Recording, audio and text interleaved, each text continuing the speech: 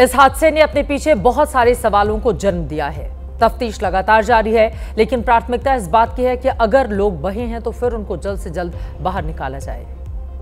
आगे बढ़ते हुए अब बात दूसरे हादसे की ओर। क्या आसमान में सफर करना बहुत महफूज नहीं है? क्या ट्रेन, बस या कार की बजाय प्लेन से सफर करने में वाकई बहुत ज्यादा खतरा है? इसमें कोई शक नहीं कि हवाई सफर में सहूलियत रहती है, समय भी बचता है, लेकिन ये बचत क्या जान से बढ़कर है? 4 दिन के भीतर देश में 2 हवाई हादसों ने लोगों के मन में एक किस्म का डर पैदा कर दिया है। 12 जून को अहमदाबाद में एयर इंडिया प्लेन क्रैश की तस्वीरें लोगों के दिमाग में बैठी हुई हैं, जिसमें 40 सेकंड के भीतर एक विमान जमीन पर जा गिरा। उसमें 241 यात्रियों की जान चली गई। कुल तो 265 लोग मारे गए। लेकिन ये तस्वीरें दिमाग में धुंधली भी नहीं हुई कि आज सुबह एक हेलीकॉप्टर हादसे का शिकार हो गया। उत्तराखंड में 4 धाम यात्रा के दौरान केदारनाथ धाम से श्रद्धालुओं को लेकर लौट रहा एक हेलीकॉप्टर आज क्रैश हो गया। इस हादसे में 7 लोगों की मौत हो गई। इसमें 3 लोग एक ही परिवार के थे। 4 दिन में हुए इन 2 हादसों ने हवाई सफर करने वाले यात्रियों की सुरक्षा को लेकर कई सवाल खड़े कर दिए हैं।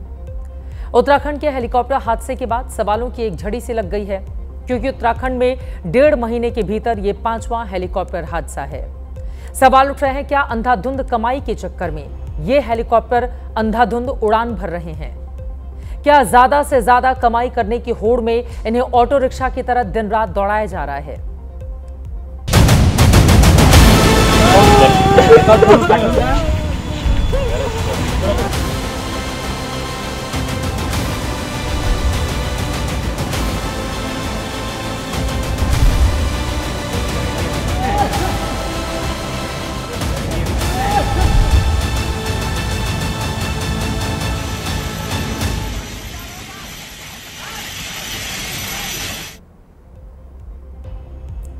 उत्तराखंड में इस वक्त 4 धाम यात्रा चल रही है।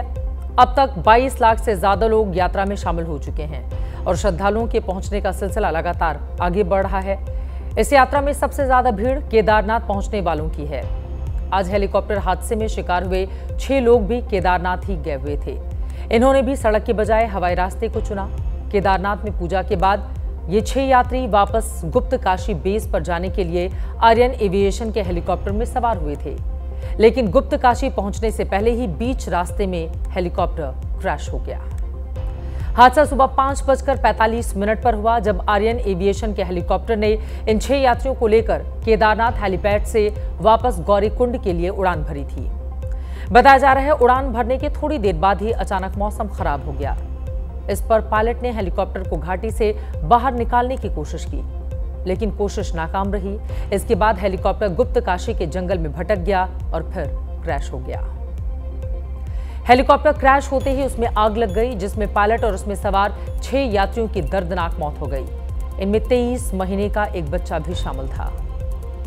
हादसे की खबर मिलते ही एनडीआरएफ और एसडीआरएफ की टीम मौके पर रवाना कर दी गई और फिर क्रैश साइट पर पहुंचकर आग बुझाकर शवों को बाहर निकाला गया। आर्यन एविएशन गुप्त काशी से जो ऑपरेट करता है, उसका एक हेलीकॉप्टर केदारनाथ से वापस आते वक्त कुछ मौसम खराब हुआ, जिसमें पायलट द्वारा उस हेलीकॉप्टर को वैली से बाहर निकालने का प्रयास करते हुए हेलीकॉप्टर गौरीकुंड से ऊपर क्रैश हो गया। जैसे ही अग्रिम सूचना प्राप्त होती तो सूचना दी जाएगी। केदारनाथ में आज के इस हादसे के बाद उत्तराखंड में चलाई जा रही हेलीकॉप्टर सर्विस गंभीर सवालों में घिर गई है, क्योंकि उत्तराखंड में 1.5 महीने के भीतर ये 5वां हेलीकॉप्टर हादसा है। पहले के 4 हादसों में 3 की तस्वीरें आपको दिखाते हैं। आज गौरीकुंड में जो हादसा हुआ, उसमें पायलट समेत 7 लोगों की जान गई है। ठीक हफ्ते भर पहले 7 जून को रुद्रप्रयाग में एक हेलीकॉप्टर की सड़क पर इमरजेंसी लैंडिंग हुई थी। तकनीकी खराबी के कारण हेलीकॉप्टर को केदारनाथ नेशनल हाईवे पर उतारना पड़ा था। इसमें पायलट जख्मी हो गया था, लेकिन गनीमत यह है कि 5 यात्रियों को नुकसान नहीं हुआ, सबकी जान सलामत थी। 17 मई को केदारनाथ में एक एयर एम्बुलेंस लैंडिंग से पहले क्रैश हो गई। ये ऋषिकेश एम्स का हेलीकॉप्टर था। हादसे में पायलट की जान बाल बाल बची थी। 8 मई को उत्तरकाशी में श्रद्धालुओं को गंगोत्री धाम लेकर जा रहा हेलीकॉप्टर भगीरथी नदी के पास क्रैश हो गया था। इसमें पायलट समेत 6 लोगों की मौत हो गई थी। इसके बाद 24 मई को भी उत्तराखंड में एक हेलीकॉप्टर की इमरजेंसी लैंडिंग हुई थी। हालांकि उसमें किसी की जान नहीं गई, लेकिन आज एक बार फिर से हेलीकॉप्टर के क्रैश होने और उसमें 7 लोगों की मौत के बाद उत्तराखंड का प्रशासन अब हरकत में आया। उत्तराखंड नागरिक उड्डयन विकास प्राधिकरण और डीजीसीए ने हादसे की जांच शुरू कर दी है। चारधाम यात्रा में हवाई सेवाओं पर तुरंत रोक भी लगा दी गई है। एक सख्त एसओपी बनाई जाए जिसमें किसी भी कीमत पर जो हमारे डीजीसीए के रूल हैं, मानक हैं, उनके मानकों के साथ किसी भी प्रकार का कोई भी ढिलाई न बरती जाए और जो उच्च हिमालयी क्षेत्र हैं, उच्च हिमालयी क्षेत्रों में चलने वाले पायलटों को उसका अनुभव हो, ये एविएशन कंपनियां भी सुनिश्चित करें। एक कंट्रोल एंड कमांड सेंटर यहाँ पर स्थापित किया जाए और जो इस घटना में दोषी हैं, जिनके कारण से घटना हुई है, उनको तत्काल उनके खिलाफ सख्त कार्रवाई की जाए। अगर आप तीर्थ यात्रा पर जाएं और वहां आपको हेलीकॉप्टर सर्विस मिले तो बेझिझक उसमें बैठने से पहले उसकी सर्विस बुक चेक कर लें। बिना संकोच पूछें कि हेलीकॉप्टर की कंडीशन कैसी है, सर्विस ड्यू तो नहीं है। एक ग्राहक के तौर पर यह जानना आपका हक है, इसे इस्तेमाल करें। पूरी संभावना है कि इस तहकीकात से ऑपरेटर चिड़चिड़ा जाए और आपको बिठाने से ही मना कर दे। ना बिठाए तो मत बैठिए, क्योंकि आपके परिवार की जिंदगी से बढ़कर आपके लिए कुछ नहीं है। अगर मैं ये कह रही हूं तो ये कहने की जायज वजह है, क्योंकि 1.5 महीने में हेलीकॉप्टर के 5 हादसे होना, इसे कतई हल्के में नहीं लिया जा सकता। ये कोई सामान्य घटना नहीं है। इसे आप सड़क पर 2 साइकिलों के टकराने या फिर स्कूटर के टक्कर की तरह मामूली नहीं मान सकते। गौरीकुंड के हेलीकॉप्टर हादसे में पायलट के अलावा जिन 6 यात्रियों की जान गई है, उनमें 3 लोग एक ही परिवार के थे। यवतमाल के राजकुमार जायसवाल, उनकी पत्नी श्रद्धा जायसवाल और उनकी 2 साल की बेटी काशी भी इस दर्दनाक हादसे का शिकार बन गई। परिवार ने बेटी के नाम पर ही अपने घर का नाम भी काशी रखा था। राजकुमार जायसवाल का एक बेटा भी है, लेकिन वो इनके साथ केदारनाथ नहीं गया था, वो अपने दादा के पास था। एक हंसता खेलता परिवार आज के हादसे से उजड़ गया। जबकि यूपी के बिजनौर की विनोद देवी और उनकी नातिन दृष्टि सिंह भी इस दुर्घटना में जान गंवा बैठी। हादसे में जान गंवाने वाले हेलीकॉप्टर के पायलट राजवीर सिंह राजस्थान के जयपुर के रहने वाले थे, जो एयरफोर्स से रिटायरमेंट के बाद आर्यन एविएशन के लिए फ्लाइंग करते थे।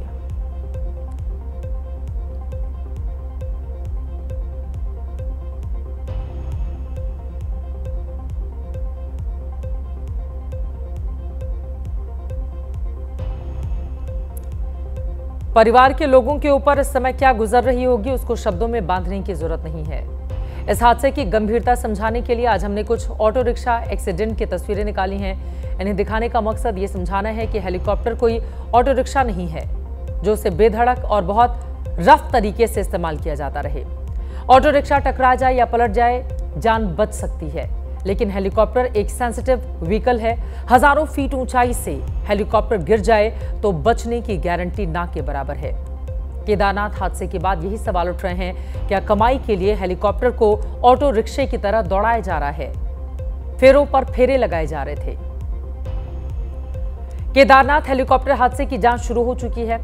इसी आर्यन हेली एविएशन कंपनी के खिलाफ एफआईआर भी दर्ज की गई है। एक के बाद एक हो रहे हादसों के चलते अब उत्तराखंड सरकार हवाई सेवाओं को लेकर और सख्त नियम लाने पर मंथन करने में लग गई है, क्योंकि हेली सर्विस से जुड़ी कंपनियों को लेकर लगातार ये शिकायतें मिलती रही हैं कि उड़ान को लेकर बनाए गए एसओपी को कंपनियां अनदेखी कर रही हैं। खासतौर पर चारधाम यात्रा के दौरान केदारनाथ के लिए रोजाना औसतन 1500 यात्री हेली सर्विस का इस्तेमाल करते हैं। गुप्तकाशी, फाटा, सिसिरी के 3 हेलीपैड से 8 कंपनियों के हेलीकॉप्टर हर रोज करीब 250 से ज्यादा उड़ान भरते हैं। मौसम अच्छा होने पर हेलीकॉप्टर की उड़ानों की संख्या और बढ़ा दी जाती है, जबकि केदार घाटी में हवाई रूट संकरा होने की वजह से एक बार में 2 हेलीकॉप्टर ही उड़ सकते हैं। लेकिन इस खतरनाक रूट पर एक बार में 3-3 हेलीकॉप्टर भी उड़ान भरते पाए गए। इसके अलावा कंपनियां हेलीकॉप्टर के मेंटेनेंस और पैसेंजर की संख्या की धड़ल्ले से अनदेखी करती रही हैं, जबकि इन सभी कंपनियों के हेलीकॉप्टर उड़ान के लिए रूट पहले से तय किए जाते हैं। लेकिन चारधाम यात्रा के दौरान मोटी कमाई और मुनाफे के लिए ज्यादातर हेलीकॉप्टर फ्यूल और वक्त बचाने के लिए श्रद्धालुओं की जान जोखिम में डालकर तय ऊंचाई से नीचे उड़ान भरते हैं। जिसे लेकर पहले से कई बार भी चिंता जताई जा चुकी है। ऐसे में उंगलियां उन एजेंसियों पर भी उठ रही हैं जिन पर उत्तराखंड में हेलीकॉप्टर कंपनियों के कामकाज की निगरानी का जिम्मा होता है।